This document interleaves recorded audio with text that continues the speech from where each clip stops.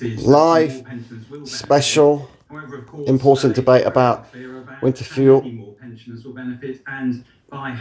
pension allowance to pensioners nationwide. UK 25 for funds at the right side screen. Time's at the bottom down there, and it is 22nd of May.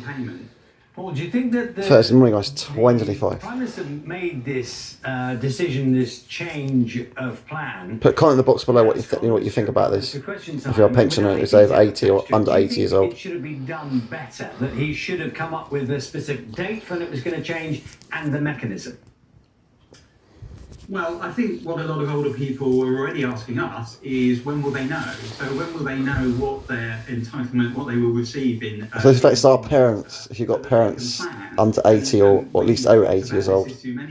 I know quite a few people out there that have parents that are older than 80 and under 80. You need to think carefully about planning ahead. There's a lot of them in Surrey locally as well, where I work in town. Italians, Muslims. As soon as it's reasonably possible. And there are a number of routes that could be taken to be able to make... Thailand, fuel payments possible and more targeted Chinese, to those Japan, most. But it does take some etc. to Indians. consideration. And we are very keen to work with government to try to find the best possible route to make sure that the people who really need this winter fuel payment do receive it. And that's going to take time, and we really need to get going so that people understand what they will receive in the winter. It's not that far away, really. So Steve Webb, former pensions minister, maybe you can offer some light to this, just in terms of the mechanics as to what needs to happen when there's a new system or there is a change in eligibility. What's involved? How long does it take? I think it will take some time to pass a new law because you need a legal basis for doing these things, and it takes time to sort out all the computers, all the claims processes and so on. And certainly if we don't get an announcement until the budget in the autumn, the budget last year was at the end of October, that will be way too late to make payments this coming winter. So there is an outside chance they could announce it at the spending review next month, and if they do it in June, there's a chance of getting it sorted in time for the autumn, but even that would be tight. So I think it is more likely we'll know this year what's planned, but the payments may not start till next year. What to you sounds like sensible criteria? For example, there have been suggestions that you look at pensioners who are in lower council tax bands, for example, to try to eliminate the need for means testing. What do you think is sensible and quick and efficient?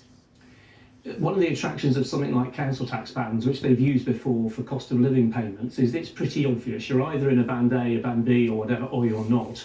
And so they know who these people are and they can make the payments without the need for a claim. Where things go wrong is where people have to know about a system, understand the system, put in a claim and be assessed.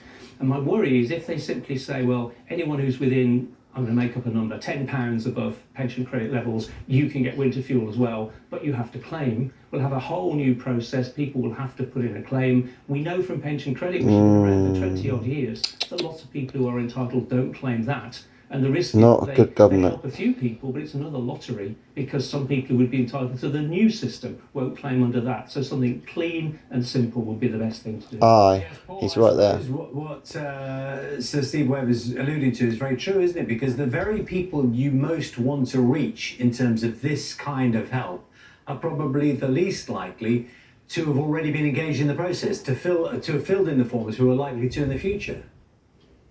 So I think it's really important that when the government is considering this, that there is special support put in place for precisely that group of people. Over the course of the last few months, we at Age UK, both locally and nationally, saw many people coming to us, and we were able to help them to be able to fill in those forms. But we were completely overwhelmed because so many people were coming to us at a time when we hadn't been able to put our plans in place either. So a really concerted and coordinated approach to really reach out to those people who could really benefit from that support is needed, and that involves charities like Age UK, but also involvement of local authorities as well as others to be able to try to create that approach that means that those people who could really benefit from this very important payment. And we're thinking there's around about 2.5 million older people who are the group of people we really need to reach out to. 2.5 million that aren't claiming when they should? They don't know about it. deal. So there's about in the pension credit group, there's about 750,000 people who we think could and should receive pension credit. And then there's another group of people who are around about just over 1 million people who are just above that poverty line of the pension credit threshold. And this all sounds very detailed, but it's important to recognise that people who are eligible for pension credit actually receive less than the full state pension. It's something like £11,000 a year. So there's a group of people above that who we really want to make sure are benefiting from it. These are people who are very much on the fringes and on the boundaries of pension and poverty, and that's the group that we want to see benefiting from any changes the government make, alongside helping more people who are eligible to claim. So probably what you need to do is raise the eligibility threshold for pension credit. That's one route, and Steve Webb's mentioned a couple of others. We need to look at these options, come up with the best plan, work together so that vulnerable older people get the help they really need this winter.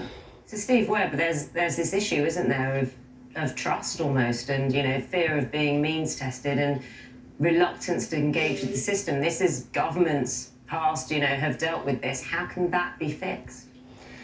I think one option is to target the money in a different way. So you mentioned that until recently, when fuel payments were paid to everybody, but they were tax-free, whereas the state pension is subject to income tax. So one thing the government could do is say, well, we'll make them universal again, but if you are, for example, we know there's 1 million pensioners who pay higher rate tax. So Question is, will they not cut the benefits now? You tell them that. That's my question. Raise the government as much money, but what it would do is it solve the take-up problem. Will they increase the benefits as well? Pretty much everybody got their winter fuel payment because it was They put it back on now. and then you tax some of it back. So they might look at that option as well. That would be bold. Oh, dearie do me, I control Just Labour. The threshold up a few pounds is the government almost Keir Starmer, Prime Minister of England. They won't satisfy the majority of pensioners who still won't get the money. They'll miss some of the people they're aiming for. And I think it's almost the worst of all worlds just to make a sort of technocratic tweak to the system. I think if they've listened to the electorate, it's likely to need to be something more bold to have any political impact.